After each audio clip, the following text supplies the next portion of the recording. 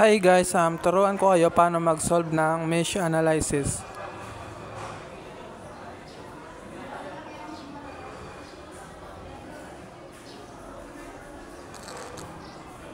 Una, lagyan muna natin ng I1 and I2 sa mesh 1 and mesh 2.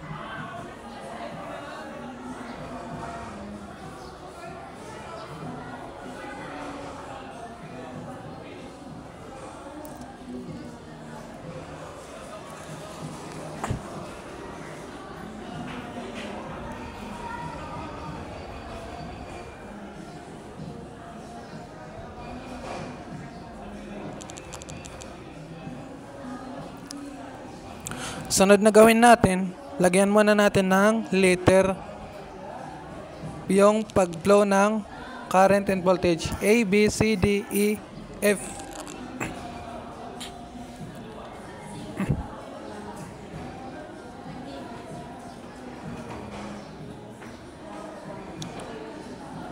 Yung flow ng mesh 1, yung flow ng mesh 1 niya is A, B, C, D, E.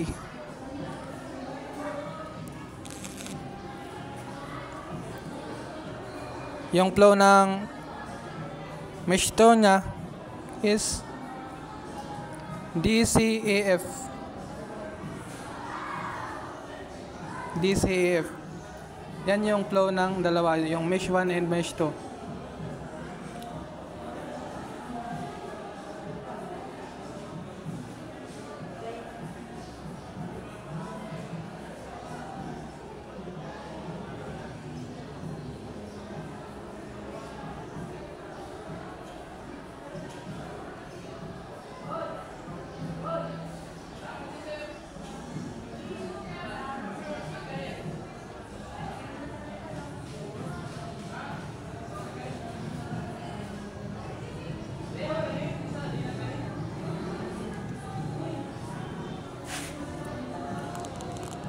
Pag nakakuha na natin yung pag-flow, nakikita natin yung una is negative 5.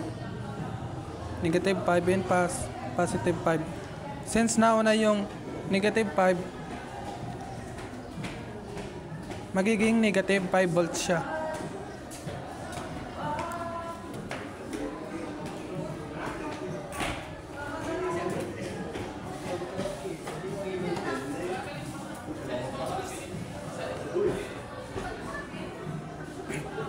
Yung mga resistor niya is positive, negative, positive, negative.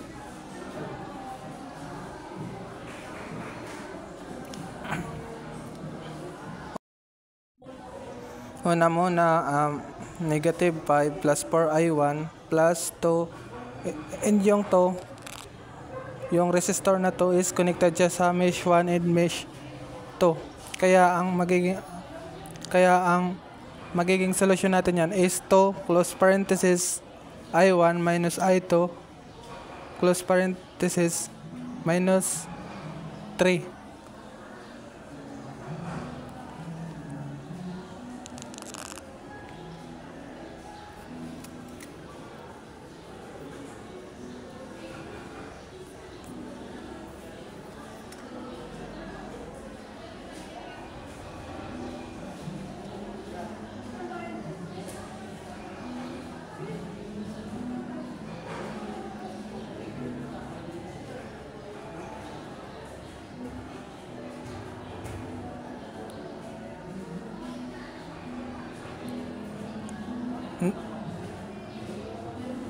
Negative 5 plus negative 3 equals negative 8.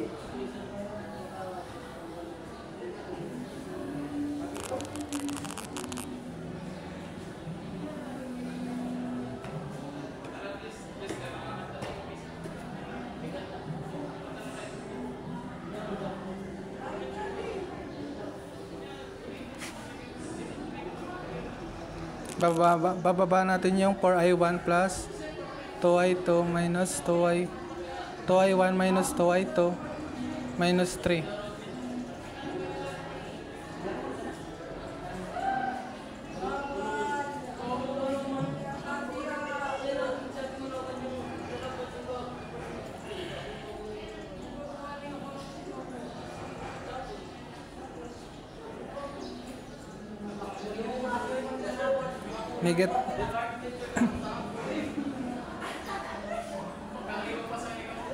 Negative 8 plus 6i1 minus 2i2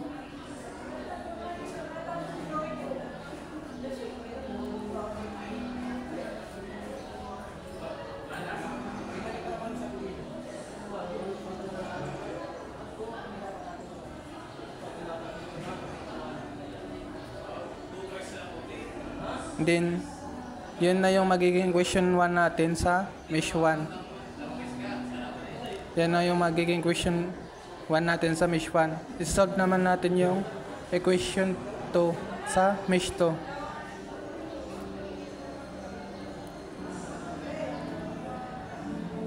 Yung mesh 2, yung flow niya is DCAF. DCAF yung flow ng mesh 2. DCAFD. Yan yung flow ng mesh 2.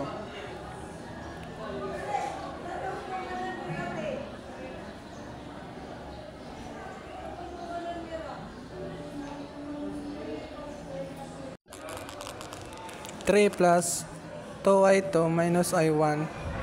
Kasi yung 2 na resistor is connected sa mesh 1 and mesh 2.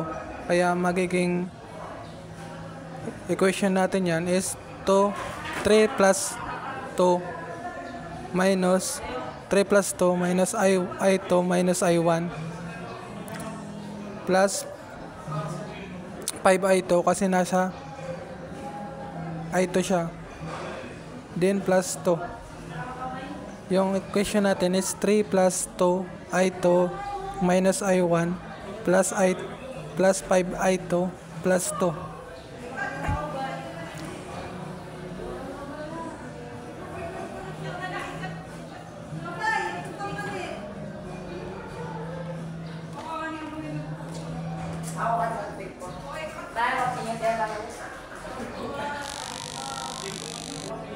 Plus 5i2 plus 2 plus 2 volts.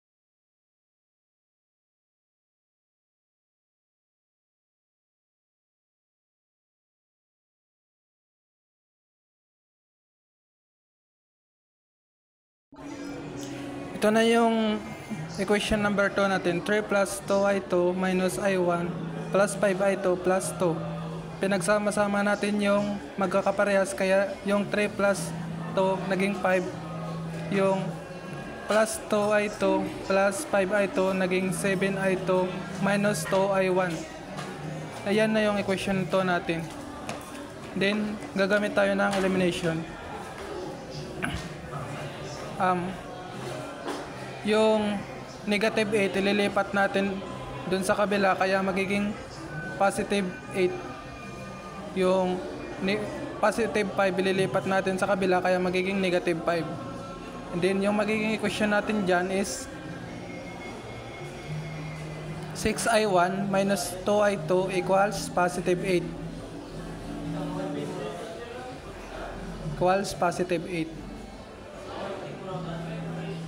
Then sa equation to naman, yung magiging equation natin dyan is minus 2i1 plus 7i2 equals negative 5, kasi nilipat natin yung positive 5 sa kabila, kaya naging negative 5.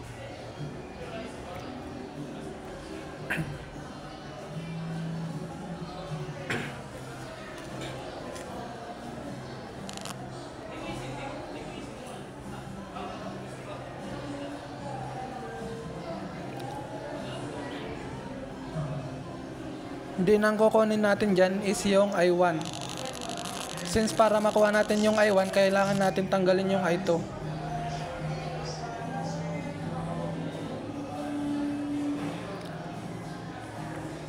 Para matanggal yung I2, ita-times natin siya sa 7 and 2. Pagbalik na rin lang natin yung negative 2i2 plus 7i2. Kaya yung ita-times natin dyan is 7 and 2. 7 times 6 equals 42i1.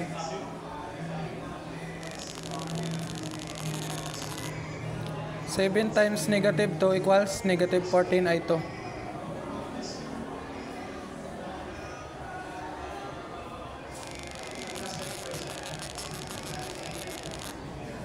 Seven times 8 equals 56.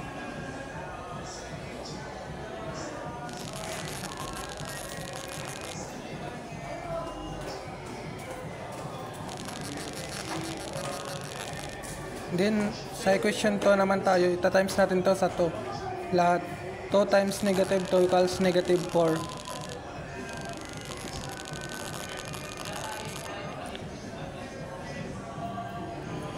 2 times 7 equals positive 14.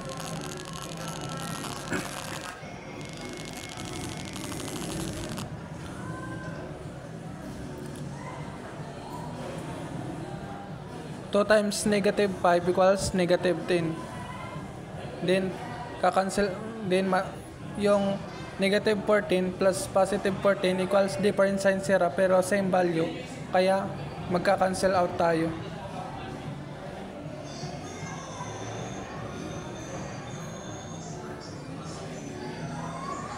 (42 minus 4 equals 38. 38i1. Since yung 14, negative 14 plus positive 14, different sign sira, different sign, pero magkaparehas ng value, ika-cancel out natin yung dalawa.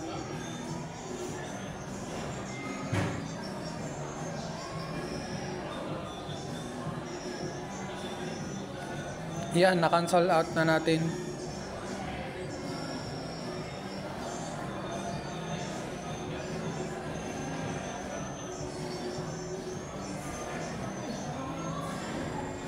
(56 minus 10 equals 46. Then para matanggal yung I1,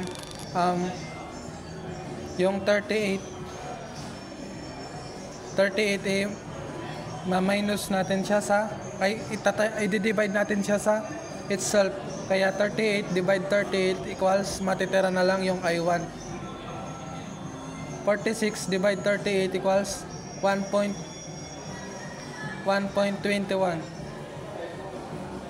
1.21 ampere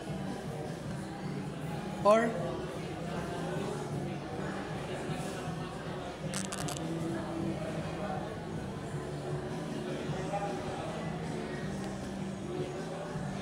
1.21 ampere.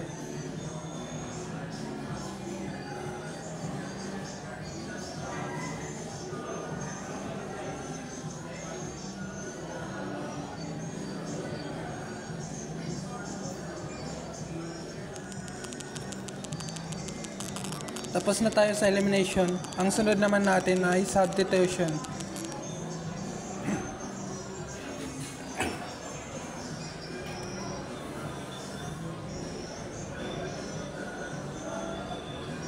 Using equation 2, I1 equals 1.21 ampere.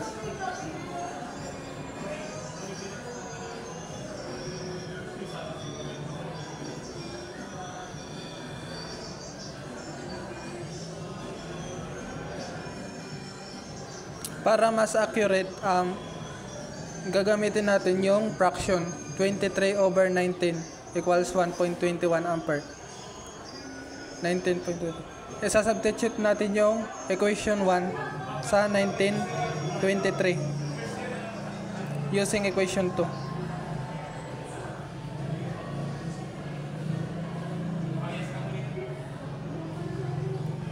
Kokopyahin natin yung equation 2, negative 2 I1 plus 7I2 equals negative 5.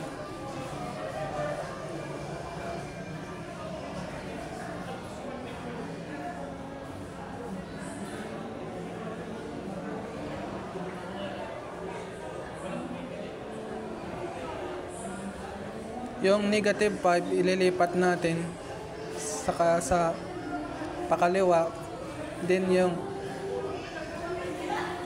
magiging positive 5 na siya. Yung 7 ay ito naman ililipat natin sa pakanan, magiging negative 7 ay ito na siya. Yung I1 change natin sa 2319. Ha? Tapos na kami?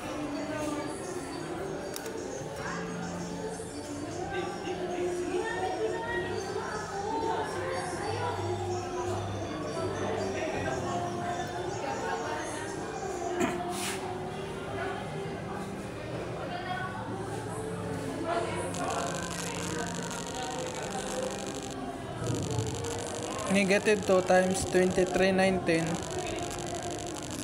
plus 5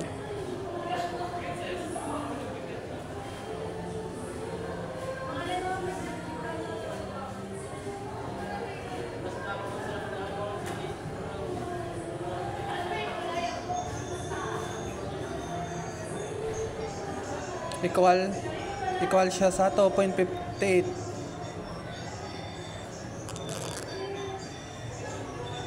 2.58. Then yung 7 na ito, di-divide natin dyan sa itself. Negative 7 divide 7.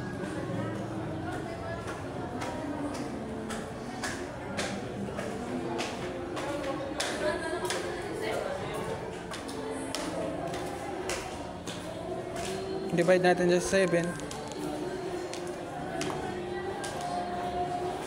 Cancel out, matitira yung I2. 2.58 divide 7 equals 0.37 ampere.